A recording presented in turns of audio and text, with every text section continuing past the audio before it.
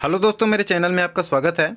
यदि आप C TET का एग्ज़ाम दिलाए हैं पहले शिफ्ट का, तो आज के वीडियो में हम लोग सी टेट का आंसर की देखने वाले हैं। पहले पार्ट में हम लोग लैंग्वेज हिंदी और इंग्लिश का आंसर की देखेंगे, पूरे के पूरे जितने क्वेश्चंस पूछे गए थे उसका। और यहाँ पे ध्यान आप ये देंगे दोस्तों कि जो सी टेट एग्ज़ाम होता है वहाँ पर जितने भी सेट होते हैं, अलग अलग सेट, सभी सेटों का क्वेश्चन और उसके विकल्प भी अलग अलग स्थानों पर रहते हैं। तो आप अपने सेट के अकॉर्डिंग मैच कीजिएगा। ये सेट एम का है, ठीक है। तो चलिए वीडियो स्टार्ट करते हैं। सबसे पहले हम लोग हिंदी के क्वेश्चंस देखेंगे, जिसका क्वेश्चन जो है 91 नंबर से शुरू हुआ था भाग 4 में, जिसमें क्वेश्चन 91 से 99 तक इस गद्यांश को पढ़ने के बाद आपको आंसर देना था। तो थोड़ा सा गद्यांश पढ़ लेते हैं। गद्यांश में था, इच्छा से प्रेरित होकर लोग उन्नति के मार्ग पर चलने लगते हैं। अपनी यात्रा के आरंभ में वे अपनी प्रगति में बाधा डालने वाली सैकड़ों व्यक्तिगत और सामाजिक खामियों का पता लगाते हैं। उन आदि मानवों ने सुख प्राप्त करने की अपनी सहज इच्छा से प्रेरित होकर भी इन खामियों के खिलाफ संघर्ष किया। हालांकि प्रगति प्राप्त करने के लिए कोई व्यवस्थित तरीका उपलब्ध न होने के कारण वे बहुत कमज़ोर थे। मानव अस्तित्व त्रिपक्षी हैं, भौतिक, मानसिक और आध्यात्मिक। अपनी यात्रा के प्रारंभिक चरण में सुदूर अतीत के अंधेरे युग में मानव ने अकेले भौतिक और मानसिक क्षेत्रों में प्रगति की। मानव संरचना में रूपात्मक परिवर्तन अब भी हो रहे हैं और भविष्य में भी होंगे।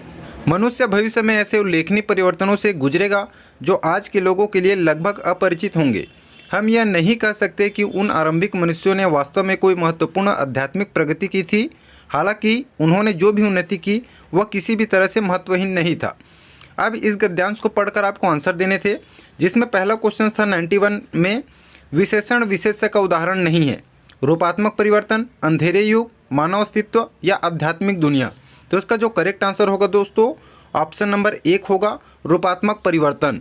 अगला क्वेश्चन है, उन्नति प्राप्त करने के लिए आवश्यक है कि मनुष्य अपनी खूबियों को जान ले, अपनी कमियों को जान ले, अपने लक्ष्य की ओर चलता रहे, संघर्षरत रहे और विद्रोह करे। तो इसका जो करेक्ट आंसर होगा दोस्तों ऑप्शन 3 होगा, अपने लक्ष्य की ओर चलता रहे।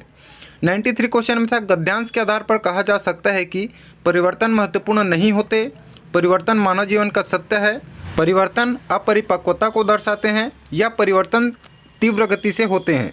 तो इसका जो करेक्ट आंसर है 93 का ऑप्शन 2, परिवर्तन मानव जीवन का सत्य है। तो इसका जो करेक्ट आंसर है दोस्तों आपको हो जाएगा 3, ऑप्शन 3 हो जाएगा। आध्यात्मिक हो जाता है जब उसमें एक प्रत्यय लगाया जाता है। यहाँ पे बहुत सारे लोग गलत किए होंगे कि आध्यात्मिक डाले होंगे, ठीक है। तो आ की जो मात्रा है वो वाला आपका करेक्ट होगा, ऑप्शन नंबर 3। अगला क्वेश्चन है, मानव शब्द में किस प्रत्यय और उपसर्ग का प्रयोग संभव है। तो मानव शब्द में दोस्तों मानवीय जो प्रत्यय लगाया जाता है, ई प्रत्यय लगाया जाता है और अ उपसर्ग जो है संभव है, ठीक है। तो इसका जो करेक्ट आंसर हो जाएगा ऑप्शन 1 हो जाएगा। अगला क्वेश्चन है, मानव के कौन से 3 पक्ष हैं। आध्यात्मिक, त्रिपक्षीय भौतिक, सांसारिक मानसिक आध्यात्मिक, भौतिक मानसिक सांसारिक, भौतिक मानसिक आध्यात्मिक। तो इसका जो करेक्ट आंसर दोस्तों 4 हो जाएगा, ऑप्शन नंबर भौतिक मानसिक आध्यात्मिक। ये यहीं पे आपको दिख जाएगा, भौतिक मानसिक आध्यात्मिक मानव अस्तित्व के त्रिपक्षी हैं। तो इसका आंसर क्या हो जाएगा 96 का ऑप्शन 4। अगला क्वेश्चन है, आदि मानव ने खालिस्तान क्षेत्र में प्रगति की परंतु खालिस्तान क्षेत्र में प्रगति नहीं कर सका। तो इसका जो करेक्ट आंसर है वो क्या हो जाएगा दोस्तों 97 का 3 हो जाएगा, भौतिक और आध्यात्मिक, ठीक है। क्योंकि हमने जब गद्यांश पढ़ा तो वहाँ पे देखे थे कि आदि मानव ने भौतिक और सांसारिक क्षेत्र में प्रगति की थी परंतु आध्यात्मिक क्षेत्र में प्रगति नहीं कर सकी थी, ठीक है। तो इसका जो करेक्ट आंसर है ऑप्शन नंबर 3 हो जाएगा। अगला है 98, उल्लेखनीय परिवर्तन से तात्पर्य है बड़े बड़े परिवर्तन, महत्वपूर्ण परिवर्तन, पुस्तकों में उल्लिखित परिवर्तन या पुरस्कृत परिवर्तन। तो इसका जो करेक्ट आंसर होगा ऑप्शन नंबर 2, महत्वपूर्ण परिवर्तन। अगला क्वेश्चन है, प्रगति प्राप्त करने का व्यवस्थित तरीका किसके पास नहीं था। सभी मनुष्यों के पास, सभी अज्ञानी मानवों के पास, सभी अव्यवस्थित आदि मानवों के पास या आदि मानवों के पास। तो किसके पास नहीं था दोस्तों, आदि मानवों के पास नहीं था। गद्यांश एक बार अच्छे से पढ़िएगा। अगला क्वेश्चन पढ़ने से पहले एक पंक्ति दी हुई है दोस्तों, जिसके आधार पर आपको आंसर देने हैं। क्वेश्चन नंबर 100 से 105 तक कविता है, कट गया है शीश पर, ये शीश है झुका नहीं, राही उसी का नाम है जो राह में रुका नहीं। एक दिन प्रकाश होता है कितना भी अंधेरा हो, सत्य की विजय सदा असत्य की हार हो, सच्चाई साथ में रहे कैसा भी अपना अंत हो, सत्य की विजय सदा असत्य की हार हो। इस कविता के आधार पर ही आपको आंसर देना था। 100वां क्वेश्चन में था कविता में खाली स्थान पर सर्वाधिक बल दिया गया है। तो आप यदि कविता ध्यान से पढ़ेंगे दोस्तों तो यहाँ पर सत्य पर सर्वाधिक बल दिया गया है। ठीक है, ऑप्शन नंबर 3 करेक्ट आंसर हो जाएगा। अगला क्वेश्चन है अंधकार खाली स्थान का प्रतीक नहीं है, बुराई, निराशा, चुनौती और समाधान। तो इसका जो करेक्ट आंसर है दोस्तों समाधान का जो है प्रतीक नहीं है अंधकार। ठीक है, ऑप्शन नंबर 4। अगला क्वेश्चन है कविता के अनुसार राही की विशेषता है हर तरह से काम निकालना, हर तरह के मार्ग पर चलते रहना, हर परिस्थिति में बिजी रहना या हर परिस्थिति में कार्यरत रहना। तो राही की विशेषता क्या है दोस्तों? हर परिस्थिति पर कार्यरत रहना। अगला क्वेश्चन है कविता के अनुसार किसी भी स्थिति में सिर नहीं कटना चाहिए, अंधकार नहीं होना चाहिए, स्वाभिमान बना रहना चाहिए या दुखी नहीं होना चाहिए।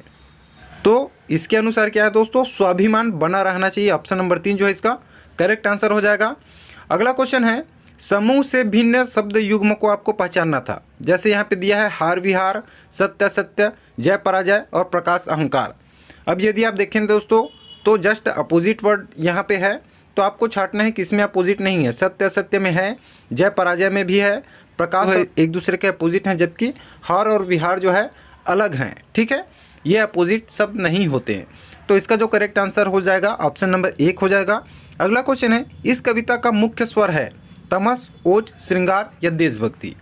तो दोस्तों ये जो है एग्रेसिवनेस वाला जो है कविता है, जिसको हिंदी में कहते हैं दोस्तों ओज। ठीक है, तो ऑप्शन नंबर 2 जो है इसका करेक्ट आंसर हो जाएगा। अगला क्वेश्चन है कोझिकोडी की एक विशेष समुदाय में बोली जा रही मलयालम इसी स्थान में दूसरे के द्वारा बोली जा रही मलयालम से थोड़ी भिन्न है।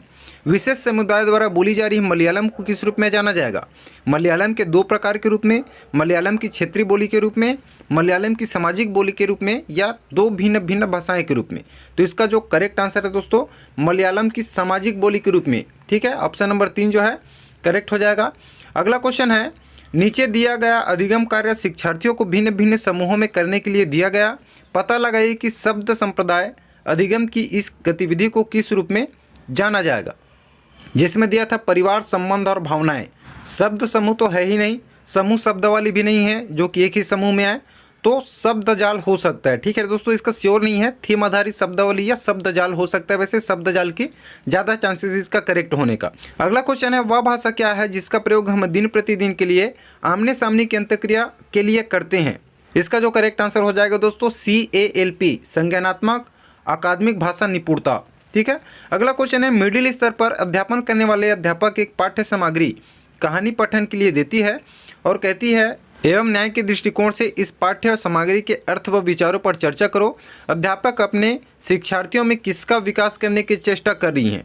तो दोस्तों इसका जो करेक्ट आंसर होगा ऑप्शन नंबर 1 होगा, समालोचनात्मक साक्षरता कौशल की। ठीक है, अगला क्वेश्चन है व्याकरण के शिक्षण अधिगम में प्रक्रियात्मक ज्ञान क्या है? यह जानना कि व्याकरणिक प्रश्न तत्वों को कैसे किया जाए, व्याकरणिक तत्वों के बारे में ज्ञान, व्याकरणिक तत्वों के नियमों को जानना या भाषा और उसकी संस्कृति को जानना। तो इसका जो करेक्ट आंसर है ऑप्शन नंबर 4 होगा, भाषा और उसकी संस्कृति को जानना ही व्याकरण के शिक्षण अधिगम में क्रियात्मक ज्ञान है। अगला है दोस्तों कक्षा 7 की अध्यापिका जोड़ियों में कार्य करवाने वाली गतिविधि करवा रही हैं, जिसमें सभी जोड़ियाँ 10 वाक्यों की कहानी पर काम करने के लिए देती हैं। पहली जोड़ीदार पहला वाक्य पढ़ती हैं और दूसरी जोड़ीदार उस वाक्य को लिखती हैं। अब दूसरी जोड़ीदार दूसरा वाक्य पढ़ती हैं और पहली जोड़ीदार उस दूसरे वाक्य को लिखती हैं। इस तरह दोनों जोड़ीदार कहानी पूरी करते हैं, बाद में मूल कहानी से अपने लिखे हुए की तुलना करते हैं। इस गतिविधि को क्या कहेंगे? तो इस गतिविधि को क्या कहेंगे दोस्तों? पारस्परिक लेखन कहेंगे। ठीक है, अगला क्वेश्चन है निम्नलिखित में से कौन सा संकेत भाषा के बारे में सही नहीं है? संकेत भाषा के बहुत से प्रकार हैं। संकेत भाषा प्राकृतिक भाषा है, संकेत भाषा की व्याकरण नहीं होती है, संकेत भाषा में व्याकरण होती हैं। तो हमको यहाँ पे क्वेश्चन ने पूछा था सही नहीं है। तो दोस्तों संकेत भाषा की व्याकरण नहीं होती है, सही नहीं है, क्योंकि संकेत भाषा की व्याकरण होती है। तो इसका जो करेक्ट आंसर हो जाएगा ऑप्शन 3 हो जाएगा। अगला क्वेश्चन है त्रिभाषा सूत्र के बारे में कौन सा कथन सही है? मातृभाषा घर की भाषा, क्षेत्रीय भाषा प्रथम भाषा के रूप में, अंग्रेजी हिंदी घर की भाषा, स्थानीय भाषा प्रथम भाषा के रूप में, मातृभाषा घर की भाषा हिंदी प्रथम भाषा के रूप में, मातृभाषा घर की भाषा अंग्रेजी प्रथम भाषा के रूप में। तो इसका जो करेक्ट आंसर हो जाएगा दोस्तों 1 हो जाएगा। ठीक है, सबसे पहले मातृभाषा सीखी जाती है, फिर घर की भाषा और क्षेत्रीय भाषा प्रथम भाषा के रूप में सीखी जाती है या सिखाई जाती है। अगला क्वेश्चन है उपचारात्मक शिक्षण किसके लिए है। ये वाला जो क्वेश्चन है दोस्तों उसका आंसर हो जाएगा ऑप्शन नंबर 3, उन शिक्षार्थियों और अध्यापकों के लिए जिन्हें अपने शिक्षण अधिगम युक्तियों को समझने और बदलने सुधार लाने की जरूरत है। अगला क्वेश्चन है शिक्षण की वह विधि जिसमें अध्यापक और 4 विद्यार्थी अपनी भूमिकाओं के साथ एक सहयोगात्मक अधिगम समूह का गठन करते हैं। पाठ्यवस्तु की विषय वस्तु पर संवाद किया जाता है जिससे समीपस्थ विकास का क्षेत्र सृजित होता है और परिणामतः पठन बोध में सुधार होता है। इस विधि को क्या कहेंगे? तो इस विधि को क्या कहेंगे? पारस्परिक शिक्षण कहेंगे। अगला क्वेश्चन है एक भाषा अध्यापक अंग्रेजी में कहानी सुनाती हैं और शिक्षार्थियों से कहते हैं कि उन्हें जो भी भाषा आती है उस भाषा में या कहानी समूह में सुनाए, फिर कक्षा की सामान्य भाषा में यही कहानी सुनाए। उस शिक्षण शास्त्रीय युक्ति को किस रूप में जाना जाता है? तो दोस्तों उसको बहुभाषिक नीति शिक्षण के रूप में जाना जाता है। तो ऑप्शन नंबर 2 जो है इसका करेक्ट हो जाएगा। अगला क्वेश्चन है एक शिक्षार्थी किसी विशिष्ट जानकारी प्राप्त करने के लिए समाचार पत्र से समाचार पढ़ती हैं, इस पठन को क्या कहेंगे? समालोचनात्मक चिंतन, सरसरी तौर पर पठन, बारीकी से पठन या अध्ययन कौशल। तो दोस्तों जो भी जानकारी है वो विशिष्ट जानकारी प्राप्त करने के लिए समाचार पत्र से समाचार पढ़ती हैं तो बारीकी से पठन होगा। ठीक है, ऑप्शन नंबर 3 जो है इसका करेक्ट आंसर हो जाएगा। अगला क्वेश्चन है अंतर्भाषिक पहचान क्या है? तो इसका जो करेक्ट है शिक्षार्थियों के निर्णय कुछ तो सहजात भाषा में और कुछ लक्ष्य भाषा में समान होते हैं। ऑप्शन नंबर ए जो है इसका करेक्ट होगा। अगला क्वेश्चन है कक्षा 6वीं के शिक्षार्थी श्रेय अपने पिता के स्थानांतरण के कारण पंजाब के जालंधर से तमिलनाडु के मदुरई जाती हैं। वह मातृभाषा के कारण पंजाबी जानती हैं और विद्यालय में द्वितीय भाषा के रूप में अंग्रेजी भी जानती हैं। उसने अपने पड़ोसियों की मदद से तमिल बोलना और पढ़ना सीख लिया है। उसके द्वारा जानी गई भाषाओं के संदर्भ में कौन सा कथन सही है? तो इसका जो करेक्ट आंसर होगा अंग्रेजी भाषा अर्जन, पंजाबी तथा तमिल भाषा अधिगम के अंतर्गत आएंगे। ठीक है, तो ऑप्शन नंबर 4 जो है करेक्ट हो जाएगा। अगला क्वेश्चन है निम्नलिखित में से कौन सा विस्तृत पठन का उद्देश्य नहीं है? सराहना बोध के लिए पठन, बहिर्वेशन के लिए पठन, व्याकरण अधिगम के लिए पठन या आनंद के लिए पठन। तो दोस्तों व्याकरण अधिगम के लिए पठन जो है विस्तृत पठन का उद्देश्य नहीं है। तो ये हिंदी के क्वेश्चन थे दोस्तों 91 से लेकर 120 तक। अब हम लोग देखेंगे तो इंग्लिश लैंग्वेज से जो क्वेश्चन पूछे गए थे यहाँ पे क्वेश्चन नंबर 121 से 128 तक जो है इसको पढ़ने के बाद जो है आपको आंसर देना था दोस्तों। ठीक है, तो डायरेक्ट मैं क्वेश्चन पढ़ रहा हूँ क्योंकि यदि ज़्यादा इसको एक्सप्लेन किया जाए दोस्तों तो बहुत ज़्यादा लंबी बन जाएगी वीडियो। तो पहला क्वेश्चन था 121 में रीड द फॉलोइंग सेंटेंस और उसके अकॉर्डिंग जो है दोस्तों कौन गलत है कौन सही है आपको चूज़ करना था। जिसमें ए में दिया है a significant number of Indian house holds effort healthy food. तो ये जो है बिल्कुल सही है दोस्तों। ऑप्शन में आप देख लीजिएगा ए जहाँ पे सही हो वो सही हो जाएगा। तो इस करेक्ट जो है ऑप्शन नंबर 4 में दिखाई दे रहा है। ठीक है, बी और सी यहाँ पे गलत है। आप पढ़ेंगे house hold food production has limited impact on food inflation, तो ये जो है गलत है। और food insecurity is an essential phenomena in India, तो ये भी गलत है दोस्तों। ऑप्शन नंबर ए जो है करेक्ट है और ऑप्शन नंबर ए करेक्ट किस में है? ऑप्शन नंबर 4 में है। ठीक है, तो ऑप्शन नंबर 4 जो है यहाँ पे इसका सही आंसर हो जाएगा। अगला क्वेश्चन था identify the parts of speech of the underline words. A significant number of farming house hold produce food for their own consumption. Adjective pronoun, adverb pronoun, noun adjective या नाउन प्रोनाउन। तो इसका जो correct answer है दोस्तों 122 का 1 हो जाएगा adjective pronoun. ठीक है, क्योंकि जो सिग्निफिकेंट है वो एडजेक्टिव है जबकि जो अंडरलाइन वोन वर्ड्स है दोस्तों वो प्रोनाउन के अंतर्गत आती है। ठीक है, तो एडजेक्टिव प्रोनाउन इसका करेक्ट आंसर हो जाएगा। अगला क्वेश्चन है complete the given words analogy. Local global दिया था, यहाँ पे इरेटिक का क्या होगा यहाँ ऑप्शंस में? तो इसका जो करेक्ट आंसर होगा दोस्तों कंसिस्टेंट होगा। ठीक है, अगला क्वेश्चन है what is the correct about the health status for farmers who take to household food production.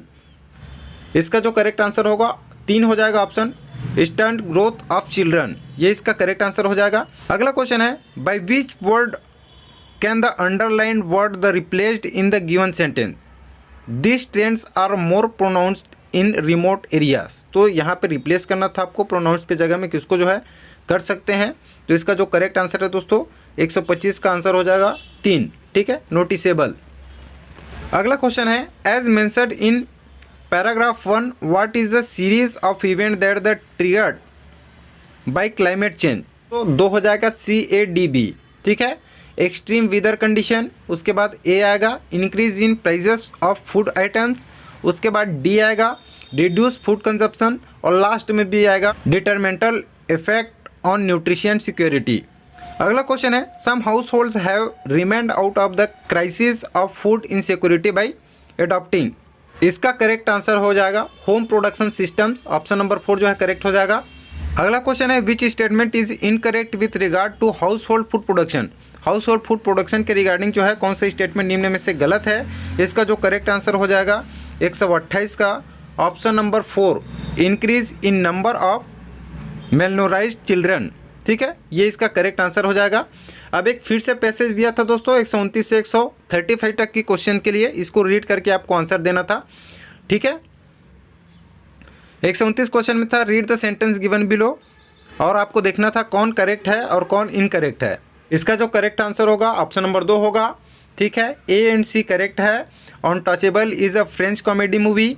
ठीक है, जो अनटचेबल क्या है, फ्रेंच कॉमेडी मूवी है। और सी करेक्ट है, the movies was a huge success in France and Algeria. B जो है इनकरेक्ट है, the theme revolves around 2 friends Philips and Abdul who have similar tastes. तो इसका जो करेक्ट आंसर है ऑप्शन नंबर 2 हो जाएगा।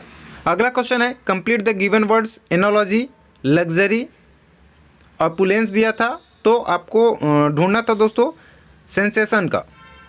तो इसका जो करेक्ट आंसर हो जाएगा 130 का 3, ऑप्शन नंबर 3 हो जाएगा। फीलिंग होना चाहिए यहाँ पे, वैसे श्योर नहीं है दोस्तों, लेकिन इस क्वेश्चन में श्योर नहीं है, लेकिन ज़्यादातर जो है चांसेस बढ़ रहे हैं फीलिंग ही इसका आंसर आएगा। अगला क्वेश्चन है what bound the 2 very different main together for year. इसका होगा ऑप्शन नंबर 2 वार्म फ्रेंडशिप। ठीक है, अगला क्वेश्चन है why did Philips need a nurse. Philips को नर्स की जो है ज़रूरत क्यों पड़ी। तो इसका जो करेक्ट आंसर हो जाएगा दोस्तों 132 का। दूसरा हो जाएगा to help him with day to day practical things of life. Paragraph पढ़ेंगे तो वहाँ पे थोड़ा समझ में आएगा। 133 क्वेश्चन में दोस्तों Abdul migrated to French too. तो दोस्तों अब्दुल किस लिए आया था फ्रेंच से, तो सर्च फॉर एम्प्लॉयमेंट। ठीक है, वो जॉब की तलाश में जो है आया था। तो 4th जो है करेक्ट हो जाएगा। अगला है which aspect of Abdul personality is not true. He had a criminal past record, तो ये सही है पैराग्राफ के according. He was quick witted and supportive, ये भी सही है। He shared a close rapport with his employers, तो ये भी सही है। He preferred listening to classical music, तो ये गलत है दोस्तों, क्योंकि यहाँ पे नॉट ट्रू पूछा गया है। ठीक है, तो ये क्लासिकल म्यूज़िक वाला जो है गलत हो जाएगा।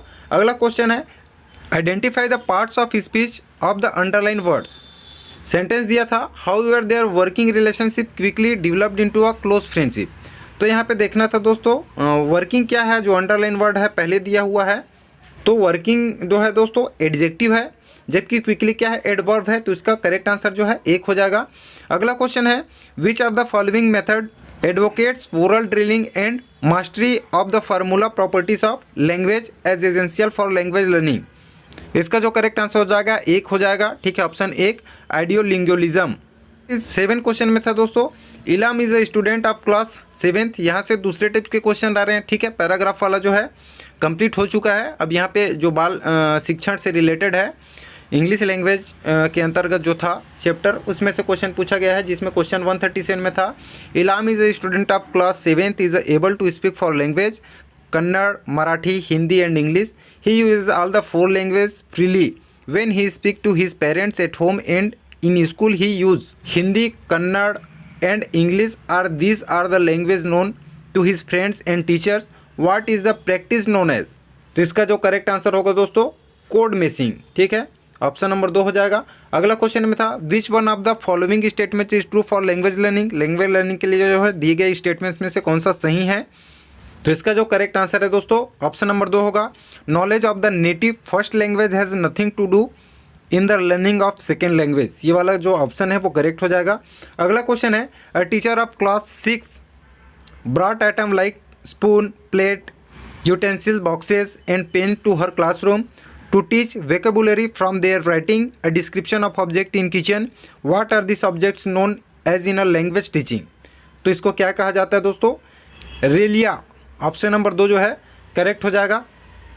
अगला क्वेश्चन है 140 में declarative knowledge is knowledge about the grammatical items. Grammatical items की नॉलेज क्या कहलाता है डिक्लेरेटिव नॉलेज। अगला क्वेश्चन है 141 में here is a situation where student were expose to the opposite perspective of the subject under consideration to allow them to further understand it. What does this process attempts to promote among learners? Critical analysis.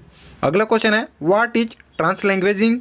तो इसका जो correct answer हो जाएगा दोस्तों, ट्रांसलैंग्वेजिंग क्या है? Option number 142 का एक, ठीक है, ऑप्शन नंबर एक जो करेक्ट हो जाएगा। It refers to moving from one language to another language will teaching learning language. 143 में था which of the following process involve for learning to write well in a language. तो यहाँ पे steps दिया हुआ था दोस्तों, आपको यहाँ पे उसको जमाना था एक तरीके से। तो यहाँ पे क्या हो जाएगा, इसका जो करेक्ट आंसर 4 हो जाएगा। ब्रेनिंग, स्टोर्मिंग, कोई भी आइडियाज़ आपके दिमाग में पहले आएगा, ठीक है। फिर जॉटिंग डाउन पॉइंट्स आएगा, फिर मेकिंग एन आउटलाइन आएगा, फिर राइटिंग द ड्राफ्ट, फिर एडिटिंग, उसके बाद फाइनलाइजिंग। तो ये जो है इसका करेक्ट आंसर हो जाएगा 143 का 4। अगला क्वेश्चन है learners in a class of social science try to capture the main ideas of the classroom lecture, make point of the lecture, what is this skill known as. तो ये क्या है, listening skills इसका correct answer हो जाएगा। अगला question है here is a question read and find out which topology of question it belong to. Having read the story of the little girls you feel moved by her suffering and courage to face the trouble. You would write a letter to the little girls appreciating her. Write the letter in about 120 words. इसका जो correct answer हो जाएगा 145 का, वो आपका हो जाएगा दोस्तों एक एक्सप्रेसिव क्वेश्चंस। अगला क्वेश्चन है 146 में a teacher in a class 8 read out a text of 5 sentence in English twice and asked her learner to listen to the text carefully. Then she asked them to work in group of 4 to recreate text near to the one read out not exactly the same. What is the activity known as? Option number 3 collective dictation. 147 में था this refers to the proficiency in academic language और language needed for various content areas. इसका जो correct answer होगा option number 4 होगा जो तो CALP cognitive academic language proficiency. 148 में था which of the following is not true of nation education policy 2020 on language education. NEP 2020 से पूछा गया क्वेश्चन है ये। इसका जो करेक्ट आंसर होगा study of English as language under 3 language formula. अगला क्वेश्चन था which one of the following is true of the 3 language formula. तो इसका जो करेक्ट हो जाएगा ऑप्शन नंबर 4 हो जाएगा दोस्तों। All childrens begin their schooling in their mother language. सबसे पहले वह अपनी मदर टंग ही सीखता है दोस्तों, मदर लैंग्वेज जो है। उसके बाद home language and move on to add at least 2 more language by the times they complete their high school. ये इसका करेक्ट आंसर होगा। 50 क्वेश्चन में था learning outcomes attempts to enable learner to. इस क्वेश्चन का आंसर हो जाएगा attain the competencies in measurable terms. Option number 2 जो है इसका करेक्ट आंसर हो जाएगा। इसके बाद दोस्तों मैथ्स और जो बचे हुए जो टॉपिक्स हैं उसका देखेंगे। यदि आप चैनल पर नए हैं दोस्तों, चैनल को जरूर सब्सक्राइब कर लीजिएगा। मिलते हैं अगली वीडियो में, तब तक के लिए धन्यवाद।